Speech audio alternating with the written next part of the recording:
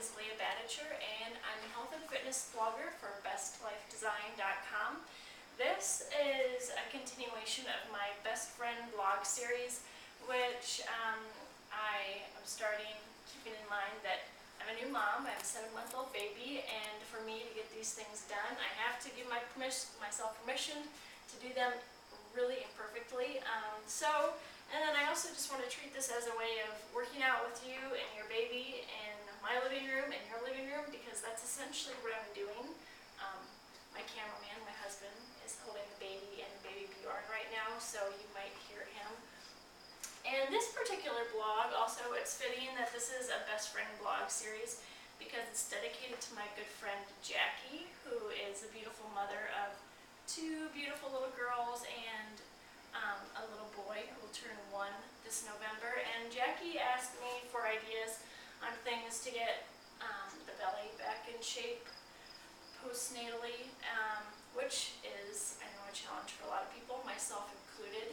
And that's also another reason I'm doing this series, because I'm not in the shape that I was before, and that can, honestly be frustrating for me as an instructor. Sometimes I feel I should put some extra exceptional standard, but the fact of the matter is I'm tired too.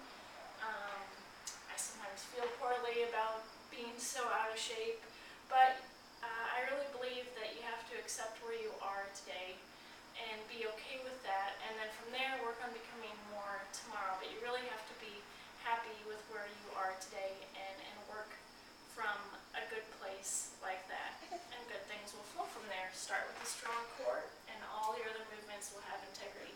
So with that in mind, something you can do that won't take a lot of time but is an excellent exercise for strengthening the core, which includes not only your abdominals but also big muscle movers back here.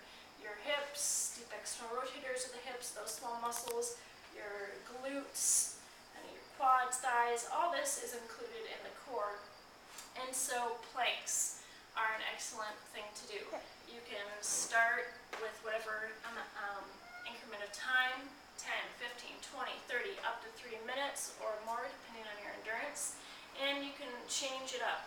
So I'll demonstrate a few planks and some things to keep in mind for form.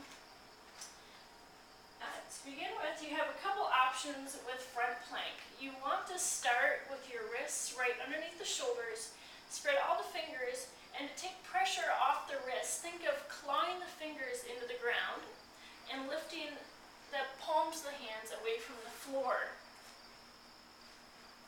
And then from there, tuck the toes under, and you have the option of being up on the toes like this. If you are in a full plank up on the toes, what you want to look for is not lifting the hips or the butt up. So lower the hips down, tuck the tailbone under just slightly, not a lot, but just a slight posterior tuck, lifting the low belly up and away from the floor.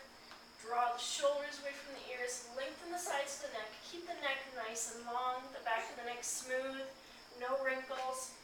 And in the arms, what you want to avoid is locking out the elbows and resting on the joints. Here you're just hanging out on your joints, your ligaments.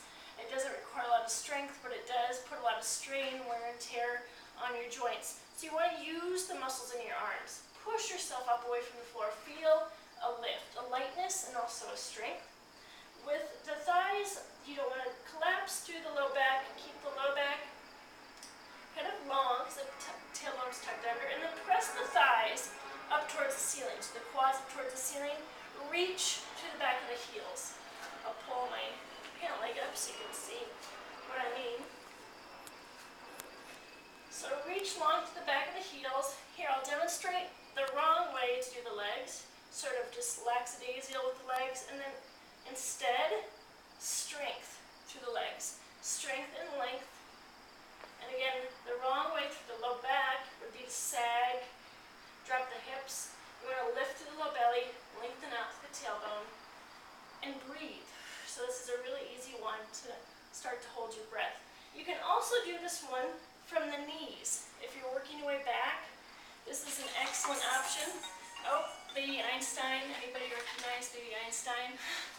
So, from the knees is also an option. And if your arms start to give way before your core does, the knees is probably a really good place to start. One's not better than the other, but it's a good place to start.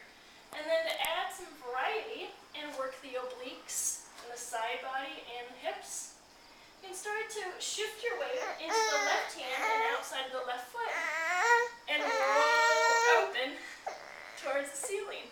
It's a side plank. And then if you'd like, take your gaze up towards your outstretched fingertips. Reach up, lift the hips away from the floor. Again, avoid collapsing. So a lot of integrity through the forearm is important. And then 2, avoid jutting out the butt or the hips. Keep them in line. Pull the low belly in. Come back down. And I'll probably have to continue this series when Elijah is happier. So stay tuned and I'll get the second part out to you soon. Thanks so much. This is Leah from Best Life Design.